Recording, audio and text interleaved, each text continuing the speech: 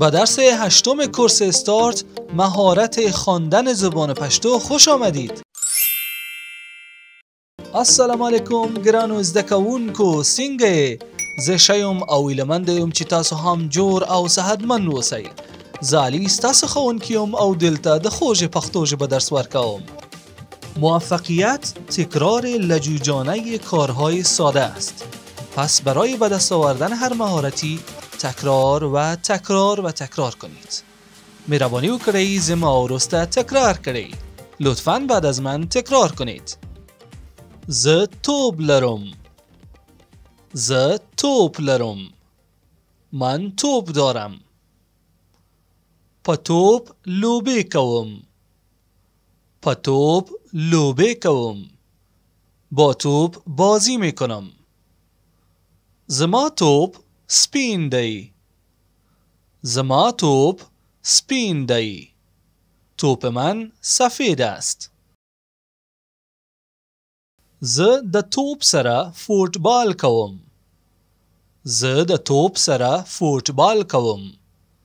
من همراه توپ فوتبال میکنم.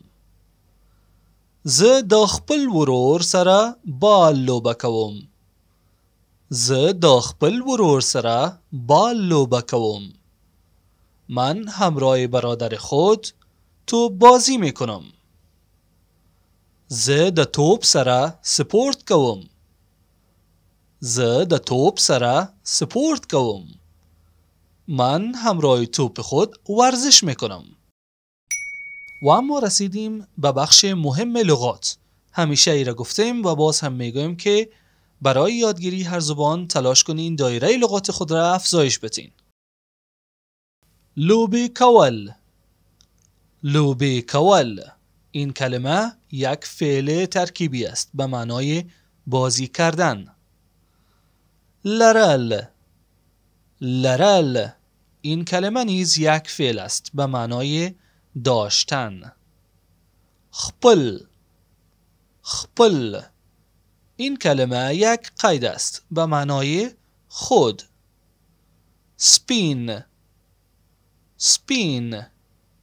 این کلمه یک صفت است به معنای سفید. بال. بال. این کلمه یک اسم است به معنای توپ. سره. سره. این کلمه نیز یک قید است به معنای همراه. حالا میرسیم به بخش چالش. همیشه سعی کنین خود را در معرض چالش و تمرین ها قرار بدین و خود را بیازمایین تا ذهنتان برای یادگیری درگیر شود و این درگیری ایجاب میکنه که یادگیری شما بیشتر شود. حالا جملات زرد را من میخوانم و جملات آبی را شما بخوانین. زه توپ لرم.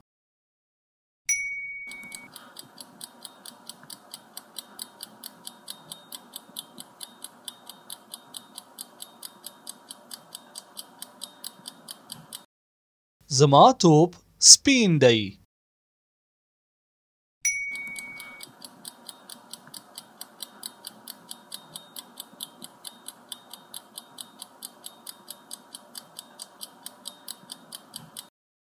زه د خپل ورور سره بال لوبه کوم.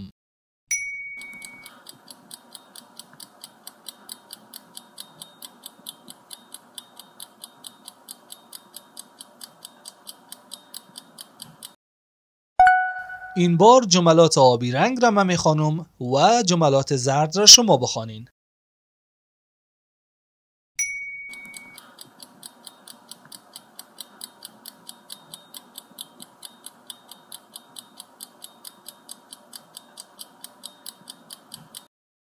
په توپ لوبې کوم.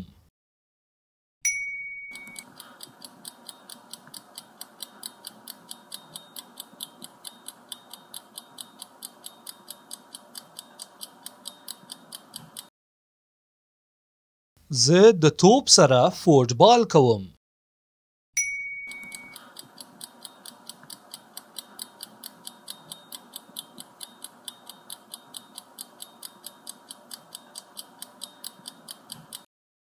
زه د توپ سره سپورت کوم. خب دوستان عزیز، این بود درس 8 کورس استارت. برای فعلا این کورس را استاپ میکنم. اگر دوست داشتین که این کورس ادامه پیدا کنه حتما در بخش کامنت برام بنویسین تا ادامه بتم و درس های بهتر و جدیدتری را از این کورس براتون طراحی کنم.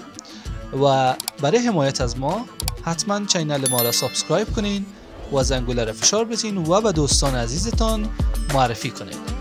که دا ویډیو مو خوښه شوه نو لایک کړئ او که تاسو د ویډیو دا سټایل خوښ کړئ د نظرونو برخه کې ولیکئ او زه به ستاسو لپاره نور هم جوړ کړم. او د خپلو لایکونو او ښایسته نظرونو سره زموږ ملاتړ وکړئ او د نوې درسونو لپاره انتظار وکړئ. تا درس آینده شما رو به الله پاک میسپارم. در خدای پامان.